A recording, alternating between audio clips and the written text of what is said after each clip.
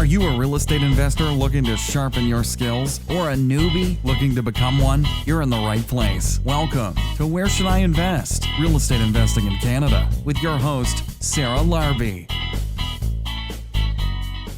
Hey everybody, welcome back to another episode. My name is Sarah Larbi. Thanks for tuning in this week.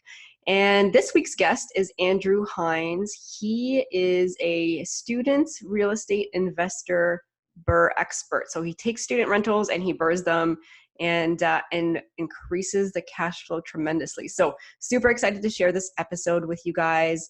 Andrew has his own podcast as well, and really involved in the community of investors. So I'm excited to get to interview him, and also he's just like a wealth of knowledge. So super excited for you guys to hear him as well.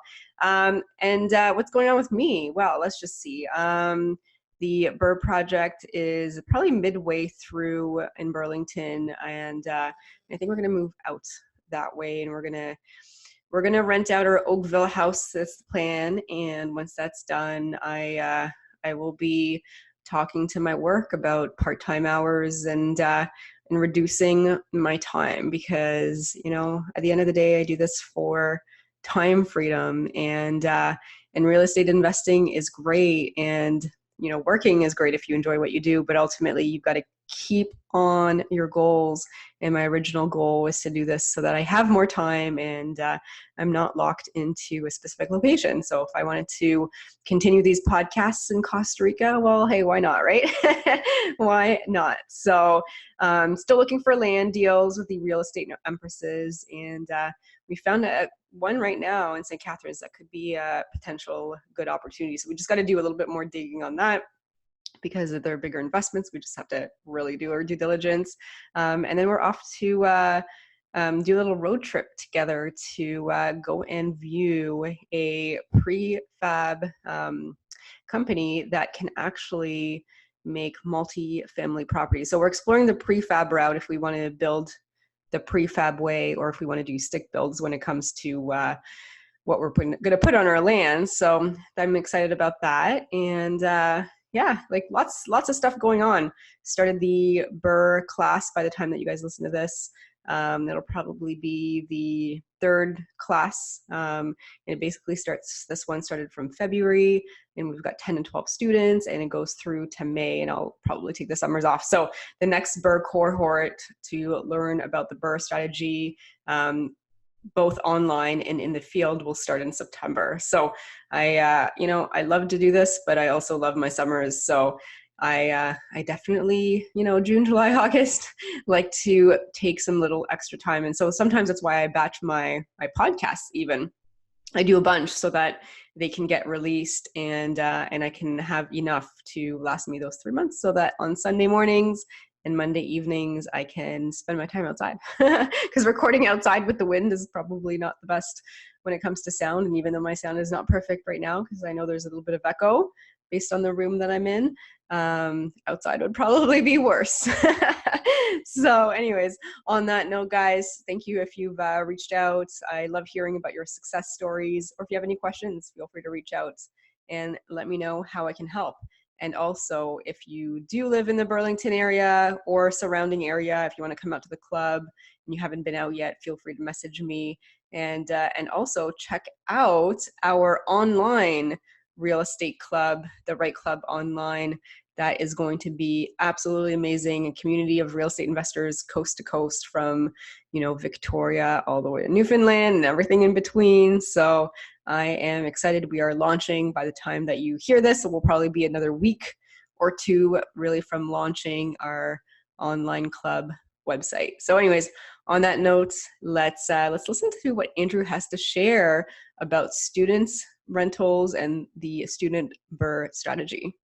Welcome, Andrew, to the show. Super excited to have you. How are you? Good, Sarah. Thanks for having me on the podcast. Good. I'm actually really excited, because now the tables are reversed a little bit. I was on your podcast not too long ago, and today we are interviewing you and getting to know more about you. So who is Andrew? Give us a little bit of background and how you got started in real estate investing. Okay, well, I'll go right back to the beginning. So I actually started in 2010 thinking about wanting to real estate invest. Like in university, I saw landlords with these houses and I'm like, man, these landlords are making crazy money. I was running some calculations on a house that some of my friends lived in like third year. And I was figuring that these four buildings that were right outside the Western University gates would actually replace my family's income if I just could find a way to own those. And when I figured that out, I knew I was going to get into it one day. So I went to business school. I wanted to be an entrepreneur since a young age, just because I didn't really see myself working for other people. And I had no idea what would happen, but somehow the stars aligned. And my now wife, she was actually one of my students. I'll give you that example. So I taught at Western. She was one of my students, and she happened to come out, see me playing at a bar that I played at after she finished my class, of course. And we ended up talking, and we talked about real estate. And she's like, "Oh, you should speak with my mom. She's like, a really established investor, developer." And Jordan and I started dating, and I ended up working for Carmen. And she kind of took me under her wing. I learned mortgages. I ran that business, and I started investing in 2011. I bought my first property, a single family home, bought another one the end of that year. And then I ran into this problem. Hey, running out of money. Where am I going to get the down payment for another? I took a crack at doing some development, invested in the States a little bit, finding creative ways to finance things. And again, ran out of money, had some hard times. And then finally, I found this whole BRRRR model in, say, roughly 2013, 2015. I kind of figured that out before it was a terminology people used, and started doing it with student rentals, high-end student rentals. And that kind of takes me from 2015 to now, where I've been able to establish a pretty decent portfolio of good value assets in London, Ontario. And since I live in Burlington, I'm looking to move my operation up this way. I'm putting a lot of groundwork up here these days. Sorry, I know that was a little bit long-winded, but I wanted to give the full picture. Yeah, that's amazing. So you scaled, you really started with one at a time, which is awesome. And running out of money, and as you know, is actually a problem that a lot of investors that are looking to scale face at some point. And one of the things that I believe in is find the strategy that's going to help you scale if that's the goal. And so how are you BRRRRing the student rentals? And the reason I'm really curious is because when it comes to financing, it's not as easy to get mortgages for student rentals, and then especially to refinance them. So how's that all working? You're absolutely right. Good question. So the big thing I knew coming from the mortgage business, same question was, how is anyone going to get these done?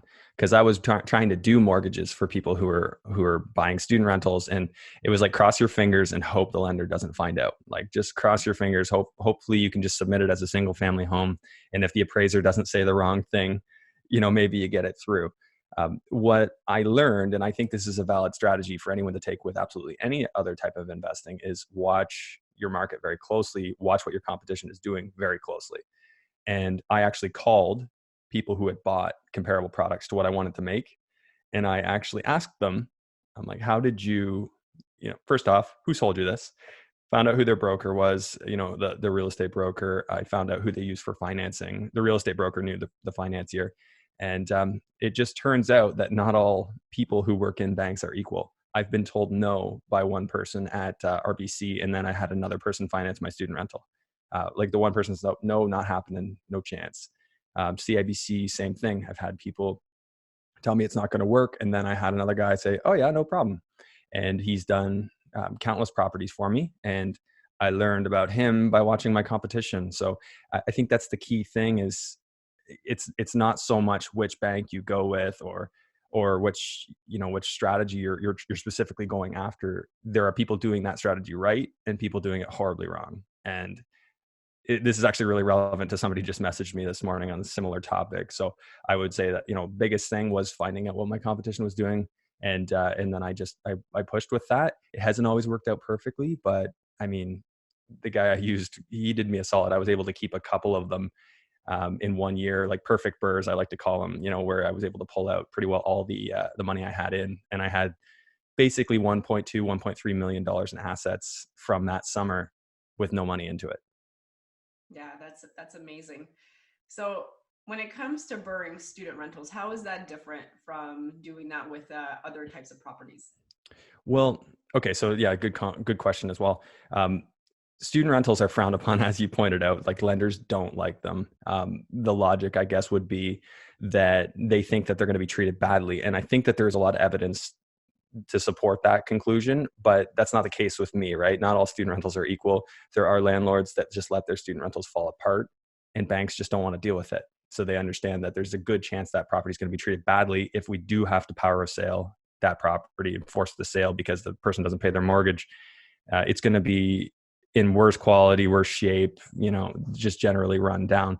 So I get it. So, and I'm sure there's insurance risks as well, and they look at all that.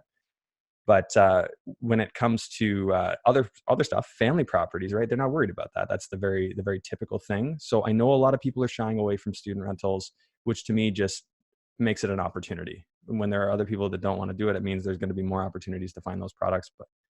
But at the end of the day, it comes down to the same thing. Look around the universities in your town. There are hundreds, thousands of houses that all got financed. So there's obviously a way to do it. And I would argue that you could probably get it done with any bank, but not necessarily with any person in those banks. Great answer, and great point as well. Definitely some people are able to help you further than others, and that's why I'm a big believer in having those expert people on my team and helping me maneuver through all of that stuff. I'm sure you as well. Mm-hmm. So you're in London for your student rentals, and one of the things that I hear a lot is like there's a certain amount of maximum rooms that you can have, and some people are doing it on all in one lease if they're above that. Can you talk to us about any kind of legal aspects that we got to keep in mind when it comes to tenants and leases and all that good stuff? Well, yeah, these are the perfect questions. So I'm glad we're on the same page here. So one thing is absolutely for your financing, all tenants on one lease.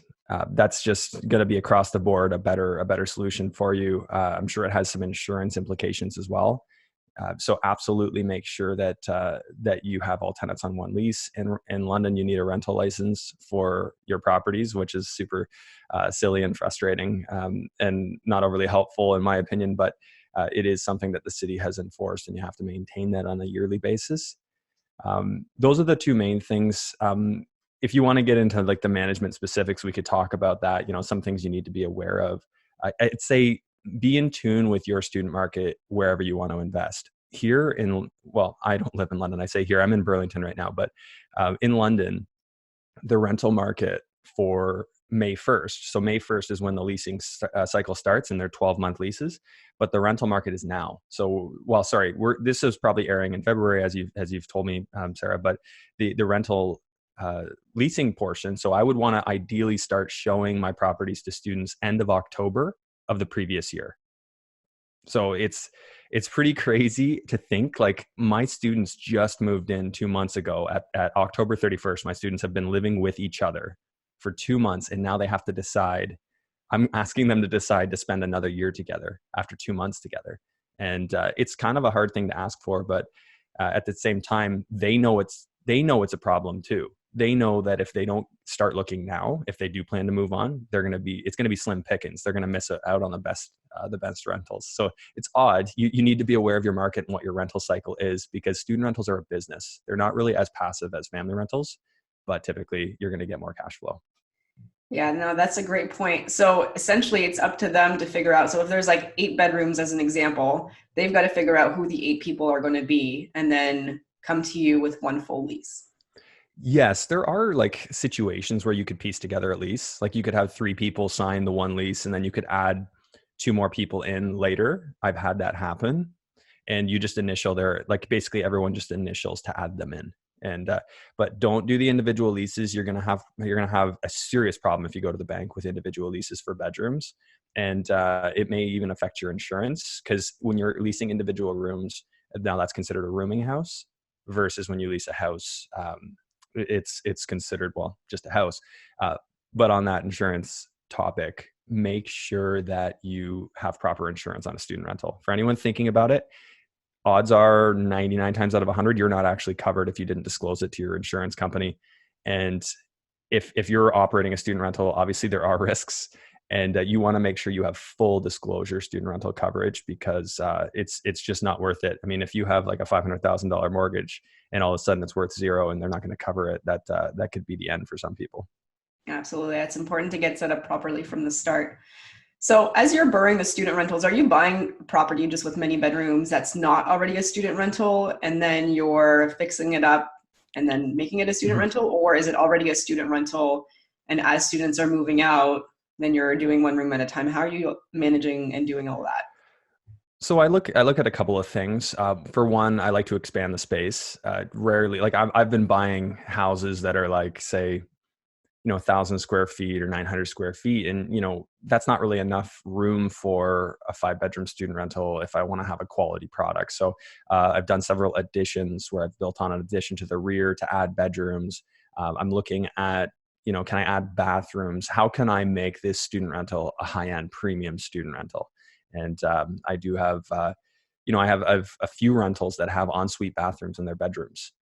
Because I renovated them to have that. So, I mean, that's a huge plus to a student if they're coming in and maybe they don't know the other members of their group that well, and they'd be a little hesitant to live with that group otherwise. But now, because they realize that they have their own private bathroom, they don't mind. And, the only thing they're sharing is the kitchen and the laundry facility in the common area if they choose to use it. So I think to me, it makes my product more premium, which that's where I want to be. That's the type of investor I am. I want anything I own to be something I would happily live in.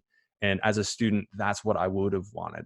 I didn't get that. I had a $350 a month room in a house where I woke up with like ants crawling on me. And it wasn't, having gone to that school and realized that there's money there, there's people that are willing to pay for a better product. That was what I wanted to create. I wanted to create that, what would the people who sent their kids to private school for high school put their kids in university? And that is exactly what I try and create on every single one. So it's not one room at a time. No, it's everybody leaves end of April. And if I'm doing it on the cycle, like if I buy the house, I typically would ask for it vacant. And usually I'm able to get that. It may have already been used as a student rental, but badly. And then I'm going in and I'm making it a good student rental. Same area, where that rental might have struggled before I renovated it, and now it's commanding top dollar. Okay, awesome. So can we share with the audience some of the financials, like how much the house purchase, for a student rental would be, how many bedrooms that would be, and the cost per bedroom, the cash flow, that kind of stuff? Sure. Yeah. So like, do you want to know kind of the whole process on one of them, kind of how it worked out? Your last deal you bought as an example. The last one wasn't as clean, so I'm going to give you one a little further back because it's easier Okay. numbers. So I had one that I bought for about $210, and renovation was roughly $200,000, and that one I had a refi for at a $530,000 valuation. So what does that work out to be? I ended up, if I pull my Excel sheet up here, I'll just work these numbers back because it's been a while since I looked at them. But so we have, so we're 410 all in, and I think my mortgage, actually, no, this is coming to me here. It was 80% of $530,000.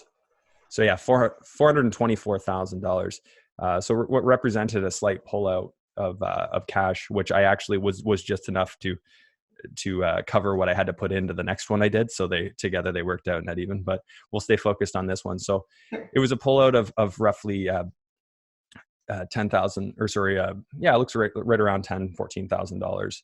And cash flow on that one. So the rental rate is $695 a room on that one, which I think there's even room to increase that, but I'm not going to bother with that until it turns over again.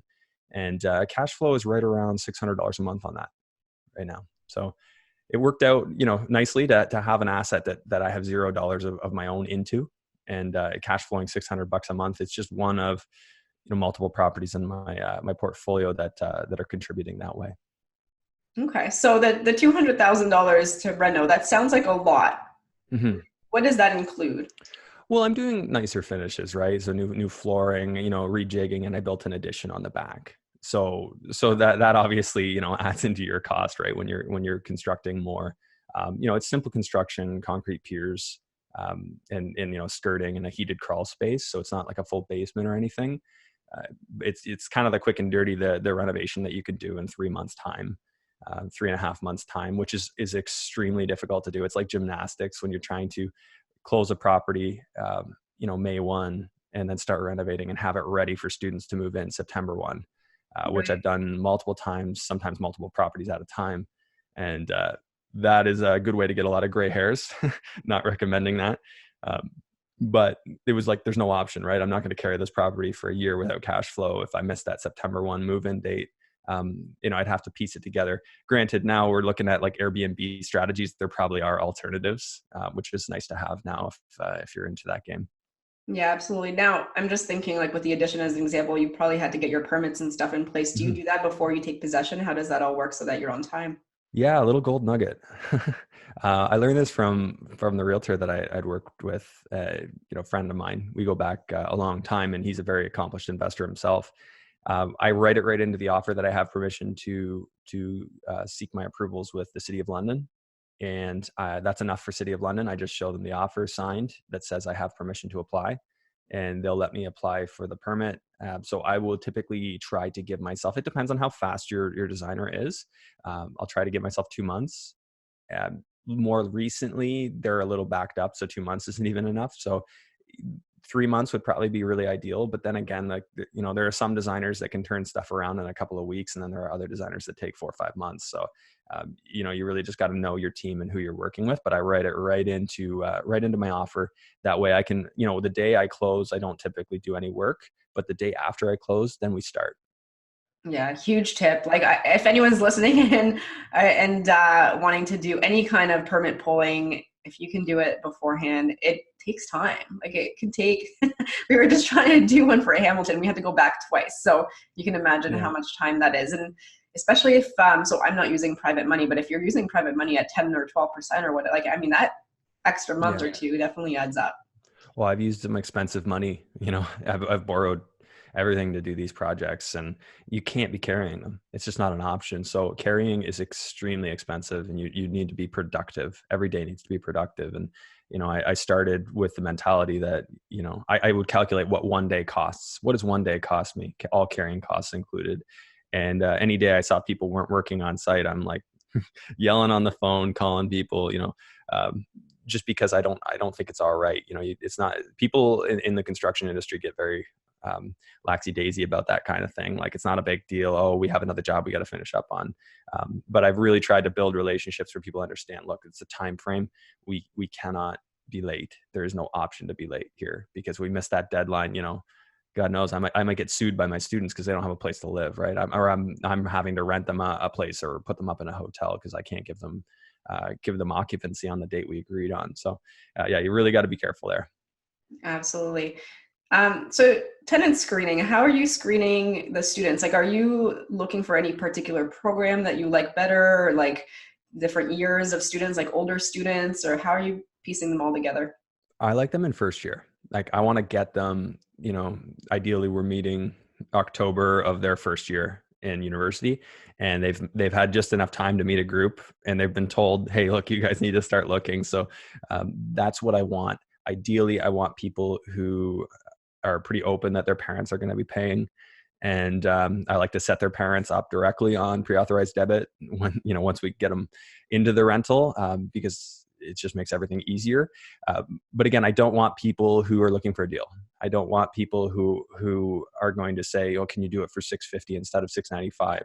I want people who would actually bid to pay more. And I've had that happen. I actually had one of my properties that I listed it for rent at $750. And I showed people through. I had 19 groups that were like, we want it. And I basically, so because I got overwhelmed with showings, I basically said, okay, well, what we're going to do is basically make me an offer. And they made me an offer. I had a few groups bid up over the 750 and ended up at 860 a bedroom. Wow. And they're, kids that their parents all, sent them to private schools and, various different cities. And it doesn't mean much to the parents to pay an extra $200 or $100 a month over what they might get it elsewhere. If their son or daughter is closer to the school, is going to have a better experience in university, that's who I want. So that's, in my tenant screening process, I'm listening more than anything to how they speak. Are they trying to, nickel and dime me, or are they like, wow, this is so nice? Like really just focused on the benefits. I don't focus. It's not so much like you would do with a family rental where Sarah, I know you're listening. Is it your forever home? No, we don't want you. No, students are going to turn over anyway. So I want them to stay as long as they are willing. And I just looked, can I see these people giving me a hard time, being a problem? But I generally find with the nicer asset, they are better. Because they see that I had passion when I created it. I wanted to create something great, and they are proud of their home and they want to share it with their friends. So I look for people who are like just wowed and really charmed by it. And then I know they're going to take care of it because they love it. Like I furnish it. It's got quartz countertops, stainless steel. They like it. They want to show all their friends how nice their place is compared to their friends' places. So that's my criteria really for picking, and I don't find people even respond if they want a cheap place because my price is clearly higher. Yeah, I mean, you're dealing with a luxury student rentals. I mean, a great spot to be in for sure. So all those finishes, you're really tailoring that to your client base. How do increases work? I mean, if somebody's, a group, I'm guessing half of them are probably going to be replaced or leave within 2 to 3 years, and I could be wrong, but I'll let you answer that piece. Now, are you resetting the rooms per room, or are you resetting it by group? And how does that work? Well, because they're all on one lease, there's no room to do that. I've had, everyone increases as a standard lease amount. So if it's $695 a bedroom on a 5-bedroom, that's $34.75 on a house. So on the lease, it says $34.75. So that's the important thing when we're doing one lease. We're not saying a per bedroom amount. So the increases would work just like you said. It would be on turnover, and otherwise, like if I've had one situation where I increased the rent by I think it was like $50 on a house because they wanted to stay, but that was actually done through my property manager. Since I've been doing it myself, it's just been natural turnover. We'll reset the rents to current market, which is the nice thing. Like I know, Sarah, how you said, you want the people who are going to move on. Yes. Students will naturally do that, and then the market keeps going up on those student rentals. And there seems to be a short supply in London for student rentals, so landlords seem to have a bit of an edge right now. Which I definitely like for sure. Okay. So, I mean, looking at London, but looking at other markets, do you want to be walking distance to the school or short drive or bus route? Like, if somebody is looking at student rentals, like and I know it varies by city, but maybe you can give us an idea of the ones that what's close proximity and what makes sense for students. Yeah, that's a great question too. I would say, well, first off, for anyone listening in any market, start finding your local property managers, see if you can take them out for coffee or do something for them to just pick their brain as to what's working, what's not. But I learned that there was a huge demand for housing along the Warrencliffe bus route in London. So that's on the west side of the university, just straight north-south road. And I'm actually not that close to the university on a couple of them, but I'm within 2 minutes of the bus stop. So 2-minute walk, you're on the bus stop, and that's the most traveled bus route right into the center of campus. So that seems to be a big criteria. They want to be able to get there fast. Western is far too big of a school for everyone to be within walking distance. So there's a certain practicality that comes with it. And I do have some that are walking distance, which are great. I have one downtown, which is walking distance to Richmond Row. I used to live downtown when shortly after I graduated, and it was one of the funnest times of my life. And when this opportunity came up to buy this house private sale, I snapped one up downtown as well. So I'm just looking for either for one, I need to understand that location. It needs to make sense to me why somebody would want to be there. And if it does, then I'll jump on that. But yeah, typically right on the bus route is number one for me. And if I can, although it's very expensive, right in walking distance is fantastic. So I have one that's walking distance, pretty much as close to campus as you could possibly get on the Richmond side in London. So that's the side of the gates, traditionally higher value area. And it cost me a bit more to get it, but I was in like a 6-person bidding war, but I'm glad I got it because it's gone up in value like crazy. Nice. Thanks for answering that.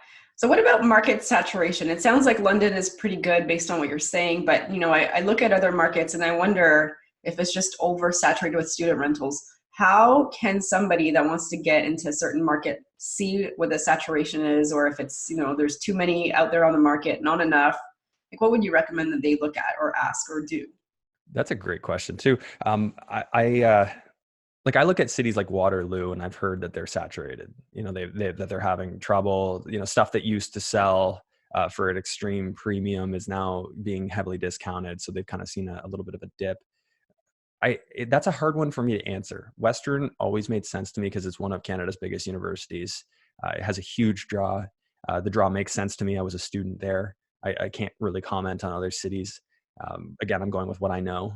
And saturation wise, I just don't think that there's saturation for a premium product when the competition isn't creating it.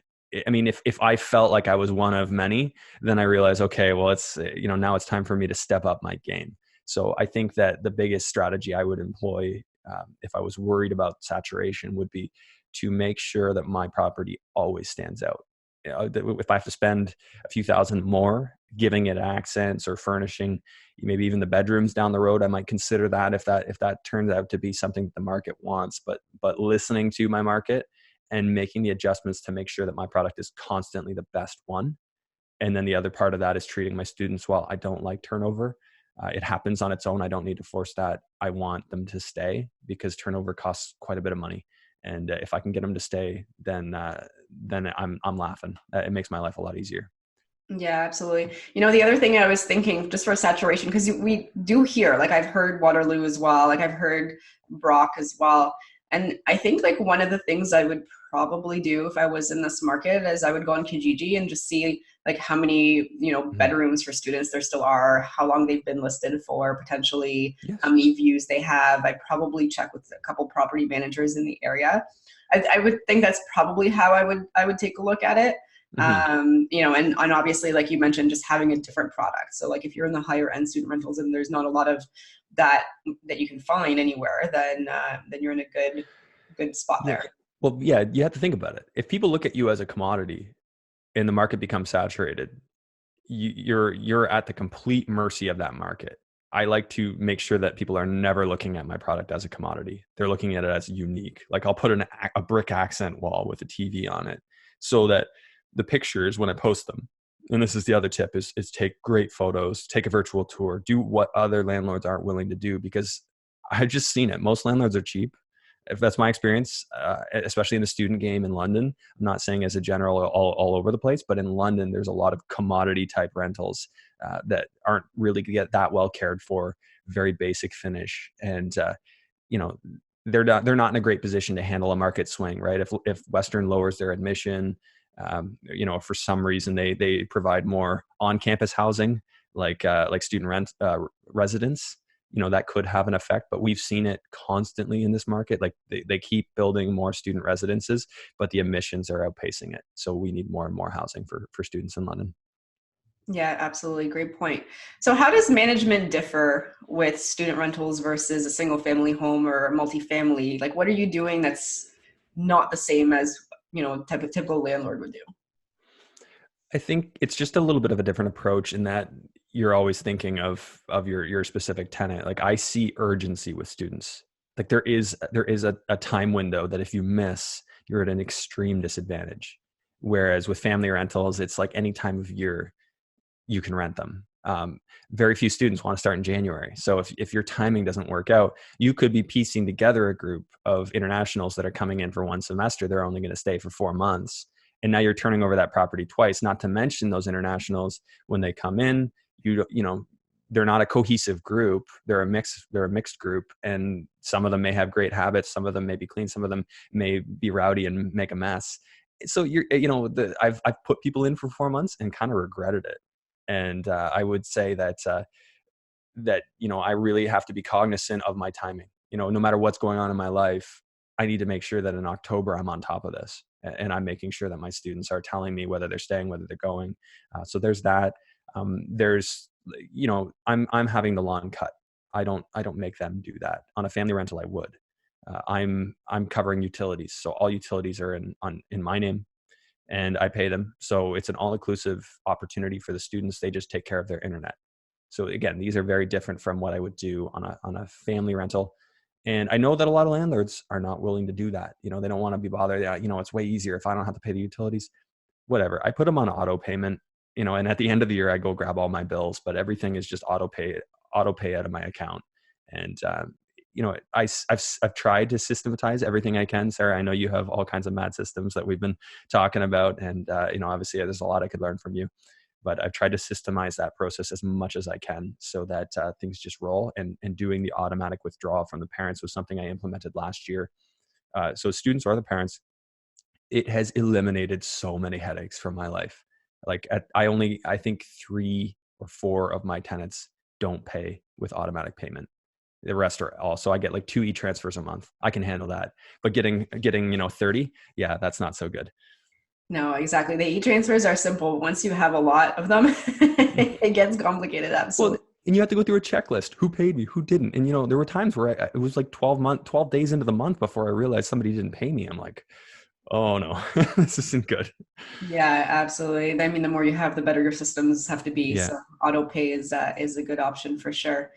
Awesome. So, I mean, I could keep really talking about this over and over because I just find it very fascinating and interesting. And I think it's a great strategy. And if you can find a way to refinance and to be able to, like, you're BRRRRing it and to do that successfully, then that's an even greater strategy. Because to me, I look at every strategy as having some pros and cons. And one of the cons with student rentals is just being able to scale. But if you figure that piece out because you're working with the right person on your team and the right lenders that are in your pocket, then that's a great piece. Well, Sarah, just on the financing note, once you move over to the commercial lending side of things, like say you have 5 doors or more, you can actually finance them commercially. And at that point, banks are wide open to them. Like they don't love them on the residential side. But if you go under commercial lending with your big banks here in Canada, you can get them done, but it has to be done in larger numbers. So what if somebody really wanted to scale, they could start a corporation, start buying properties, student rentals and renovating them or whatever you want to do, finance them with a B lender and then in the interim. And then once you have enough doors, go back, refinance them on a commercial portfolio style loan. And now the sky's the limit. And then you can just go and you can just keep adding more and more properties to that portfolio loan with the bank, and the sky's the limit. There is no cap. That is the best tip that I've heard in a long time. So thank you for sharing that, guys. This is huge. If you're looking in student rentals, Andrew, thank you for that. That's awesome. So the next part of the podcast is our lightning round. So Andrew, I'm going to ask you a series of 5 questions, and every guest gets the same ones. Are you ready? Sure. All right. Question number 1: what is your favorite real estate investing book ever? Rich Dad, Poor Dad. Okay. All right. What about your favorite podcast? Good question. It's weird to say mine. I just love all the guests, but I really do enjoy yours, Sarah. We've had a lot of similar guests, and it's tough being a podcast host to listen to all the other ones, but I definitely do enjoy yours. So what's yours called? It's the Andrew Hines Real Estate Investing Podcast. And it is a good one. So guys, if you haven't subscribed, left a review for Andrew's podcast, it is great. And you have a little bit of a different twist to it that what's the concept? Like, who are you interviewing mostly? I love to interview active investors, a lot of people who exercise the BRRRR model, but I'll step outside that. And, it's just geared towards active real estate investors, getting people who are doing things, which is why you were on the podcast. You're real people doing real stuff. I know that was your event yesterday. I love that concept. That's what I'm after. Nice. Awesome. Number 3, what is your favorite pastime? What do you do for fun other than real estate? Good question. I spend time with my wife and my dog, and we do like to travel a bit. I play music, so I'm a guitar player, singer, and played in a band or various versions of that since like 2007. Very cool. Awesome. And your dog is really cute, by the way. When I was doing your podcast live, your dog was like next to us the whole time. He's right here actually right now. He's being a good little boy. Oh, good. Number 4, if you lost all of your money and your assets tomorrow, how would you start again? Wholesaling. Okay. Great. Number 5. Yeah, it's a quick answer, and it's it's not done as much in Canada as the US, but it's a great opportunity. Number 5, if somebody has $50,000 and they want to get started, how would you recommend they spend it? Probably education. Like 50,000 when you're not working with other people's money, 50,000 doesn't go that far. That might get you one deal. But a combination of education, a small down payment, and your first BRRRR would probably be the right combo there. Awesome. So Andrew, if the listeners wanted to reach out and know more, where can they go? Instagram or Facebook at the Andrew Hines. And then they can, of course, find my podcast on any of the podcast platforms and on YouTube. So they can just search the name, the Andrew Hines Real Estate Investing Podcast. Perfect. That's great. Now, any final last words of advice? Like I said, I think get educated, but just one specific on that comment from this morning. I had somebody message me. They got set up with the wrong mortgage, the wrong solution that just didn't work, and it wasn't in their favor. And it was because they weren't working with professionals that were investors, were surrounded by investors, and did it for breakfast, lunch, and dinner. If you're working with the wrong people, it will cost you money. So work with the right people. Sarah, you've got a fantastic, meet up with the right club, and fantastic people come there. And you can talk to other people who are getting things done through the service providers that are there. So find service providers that have created success and work with them. Don't just go work with Joe or Mindy, your family member or your neighbor. Work with people who create success. Absolutely. Thanks for sharing that. Andrew, on that note, thank you for being on the show. It was a pleasure to have you. And thank you for all the knowledge and the insights that you shared today. Yeah, I hope people got some value out of it. Thanks, Sarah. Thank you. Thanks so much for listening to Where Should I Invest with your host, Sarah Larbi. Make sure to listen in next time. We'll catch you on the next episode of Where Should I Invest?